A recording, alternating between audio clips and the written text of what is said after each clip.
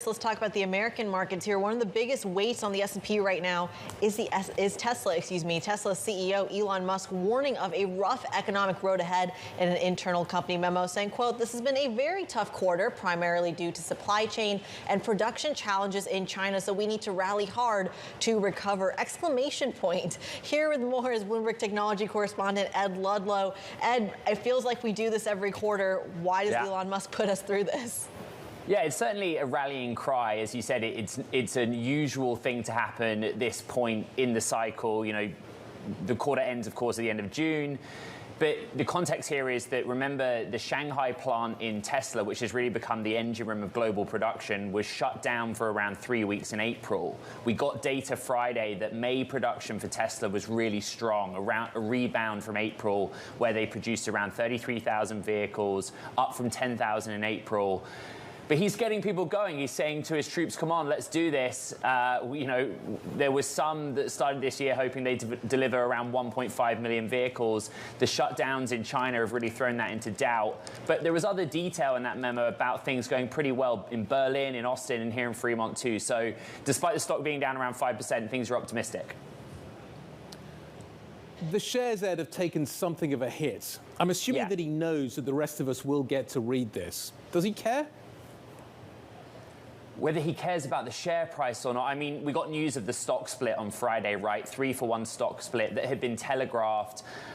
This is something that Tesla, of course, has deployed in the past. The share's down below $700 a share. The stock split makes sense. Why wouldn't you do a stock split if you can make the stock more accessible to a retail investor base that really believes in Elon Musk and really believes in the story? There was actually a second memo that Elon Musk sent over the weekend to his staff saying that he actually didn't care about the richest person on Wall Street, quote. He cared about the sentiment of the workers and them knowing that what they were doing was building something important, right, that had an impact on the world.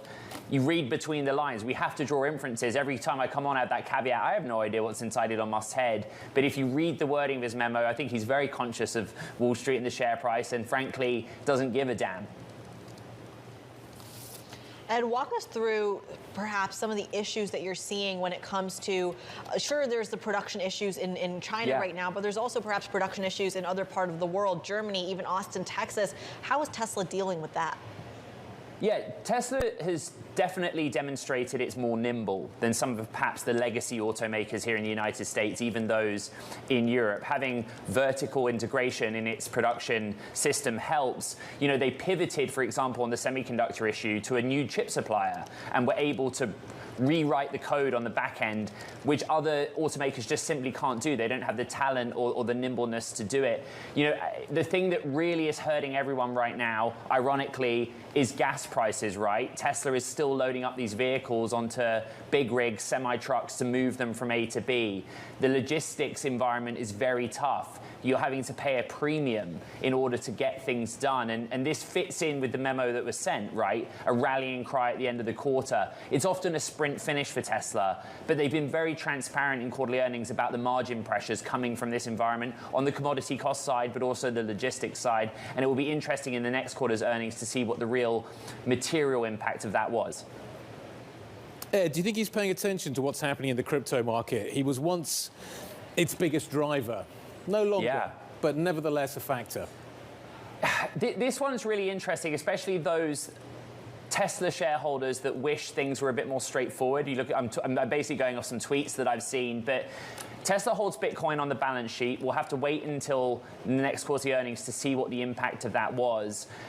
In the same time, Elon Musk has been tweeting about Tesla and SpaceX accepting payment in Dogecoin for merchandise, which is, you know, a clear bet that cryptocurrencies are real, that they're usable in the real world. I think if you're a Tesla shareholder, you probably want some communication from the company on what the strategy is with Bitcoin, because now it will show up in a material way on the balance sheet.